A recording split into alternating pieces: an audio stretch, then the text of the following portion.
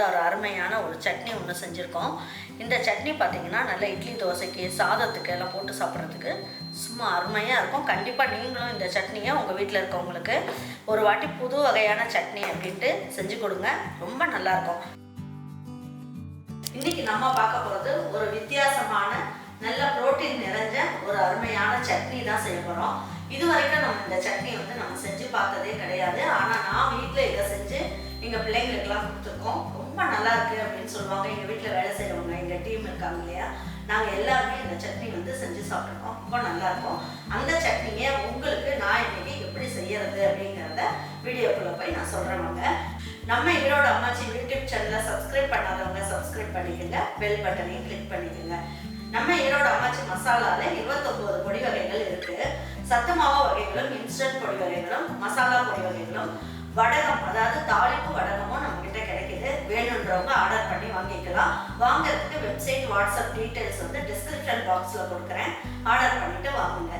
இப்போ பாருங்கள், ஒரு சுவையான சட்னி, எப்படி வித்தியாசமான சட்னி இது வரைக்கும் நீங்கள் சாப்பிட்ருக்கவே முடியாது, அந்த அளவுக்கு டேஸ்ட்டாக இருக்கும். என்னை நம்பி நீங்கள் ஒரு வாட்டை செஞ்சு பாருங்கள், ரொம்ப நல்லாயிருக்கும். வாங்க இதை எப்படி செய்யலாம் அப்படிங்கிறத வீடியோக்குள்ளே போய் பார்ப்போம். தேங்காய் இந்த அளவுக்கு எடுத்துக்கலாம். மேலே இருக்க தோலெல்லாம் எடுத்துருங்க. இதை எடுத்து போட்டுக்குவோம். இதுலேயே நம்ம என்ன பண்ணுவோம், 2 சின்ன வெங்காயம் ஃப்ரெஷ்ஷாக போட்டுக்கலாம். புளியும் பார்த்திங்கன்னா இந்த அளவுக்கு போட்டுக்கலாம். காஞ்ச மிளகா அப்படின்றது ஒரு 5 காஞ்ச மிளகா நான் எடுத்திருக்கேன். இதை போட்டுக்குங்க. இதுலேயே ஒரு பல்லு பூண்டு எடுத்து போட்டுக்கலாம். போட்டுட்டு ஒரு இனுக்கு கருவேப்பிலை போட்டு இதை வந்து பல்ஸில் போட்டு எடுத்துக்கலாம். இந்த அளவுக்கு பொடி ஆயிடுச்சு. ஒரே ஒரு பிஞ்ச் அளவுக்கு பெருங்காயம் போட்டுக்கலாம். இந்த சட்னிக்கு தேவையான அளவுக்கு உப்பையும் சேர்த்துக்குவோம். சேர்த்துட்டு இதை நல்லா இந்த மாதிரி எடுத்து விடுவோம். பாருங்க, இப்போ வந்து வேர்க்கடலை வந்து 2 ஸ்பூன் அளவுக்கு வறுக்காத வேர்க்கடலையை நான் தண்ணியில் போட்டு ஊற வச்சு எடுத்து வச்சுருக்கேன். 1 மணி நேரம் போட்டிங்கனாலே உங்களுக்கு சீக்கிரமாக இது ஊறிடும். இதை எடுத்து இதில் போட்டுக்கலாம். ஒரு கைப்பிடி அளவுக்கு நான் சுண்டலை வந்து என்ன பண்ணியிருக்கேன், நல்லா கொதிக்கிற தண்ணியை ஊற்றி இதை வந்து நான் ஊற வச்சுருக்கேன். கொதிக்கிற தண்ணியை ஊற்றும் போது இது அரை மணி நேரத்துலேயே நல்லா ஊறிடும். இந்த சுண்டலில் இருக்க பச்சை வாசமும் போயிடும். இந்த பச்சை சுண்டலில் தான் நமக்கு வந்து சத்து நிறைய இருக்குது. அதனால் நான் உங்களுக்கு அந்த பச்சை வாசமும் தெரியக்கூடாதுன்றதுக்காக சுடுதண்ணியில் போட்டு ஊற வச்சுருக்கேன். அதனால் தைரியமாக போட்டுக்கலாம். ஒரு கைப்பிடி அளவுக்கு நீங்கள் இப்படி எடுத்திங்கன்னா ஊறினதுக்கப்புறம் 1.5 கைப்பிடி அளவுக்கு வரும். பாருங்கள், டேஸ்ட் நல்லா கூடுதலாக கிடைக்கிறதுக்கு 2 முந்திரி பருப்பு எடுத்து வச்சுருக்கேன். இதையும் போட்டுக்கலாம். இந்த அளவுக்கு கொத்தமல்லி அதில் கொஞ்சமாக எடுத்து தாளிக்கிறதுக்கு எடுத்து வச்சுக்குவோம். எடுத்து வச்சுட்டு இதையும் பிச்சு போட்டுடலாம். நல்ல மணமாக இருக்கும்.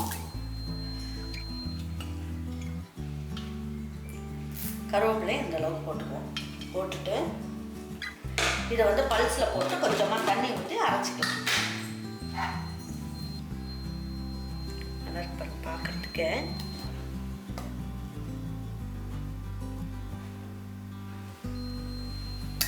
இதை தண்ணியாகவும் வச்சுக்கலாம், இல்லை கெட்டியாகவும் வச்சுக்கலாம். இது நம்மளுடைய விருப்பம்தான்.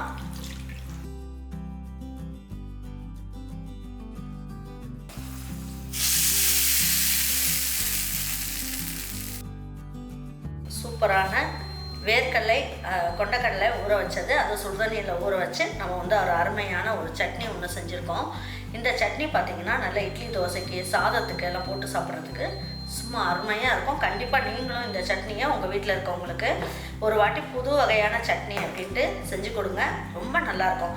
இது வந்து பார்த்தீங்க அப்படின்னா சாதத்தில் போட்டு சாப்பிடவும் நல்லாயிருக்கும் கெட்டியாக வச்சுட்டு. அப்படி இல்லை அப்படின்னா இதை வந்து இட்லி தோசைக்கு தொட்டுட்டு சாப்பிட்லாம், சப்பாத்திக்கு தொட்டுட்டு சாப்பிட்லாம். இது வரைக்கும் நீங்கள் ருசிக்காத ஒரு சட்னியாக இருக்கும். கண்டிப்பாக என்னை நம்பி நீங்கள் இதை செஞ்சு பாருங்கள், ரொம்ப நல்லாயிருக்கும்.